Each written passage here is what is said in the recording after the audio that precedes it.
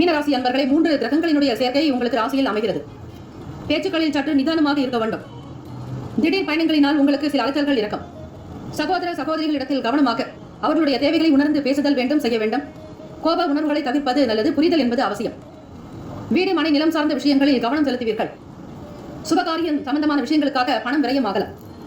ஒரு சிலருக்கு தகுந்த நேரத்தில் இறைவன் போல் யாராவது ஒருவர் வந்து உதவியும் செய்வார்கள். மாணவ மாணவிகள் படிப்பு நிலைப்பாடுகளில் புரிதல் என்பது அவசியம். ராசி அதிபதியான குரு பகவான் உங்களுக்கு முயற்சி ஸ்தானத்தில் ரிஷபத்தில் சஞ்சாரம் செய்கிறார். இடம் வீடு மனை நிலம் சார்ந்த எண்ணங்கள் அதிகரிக்கலாம். அதிலும் சுகஸ்தானத்தில் 2ஆம் வீட்டு அதிபதியும் உங்களுடைய ராசிக்கு 9ஆம் வீட்டு அதிபதி பாக்கியஸ்தானாதிபதி 4ஆம் இடத்தில் சஞ்சாரம்.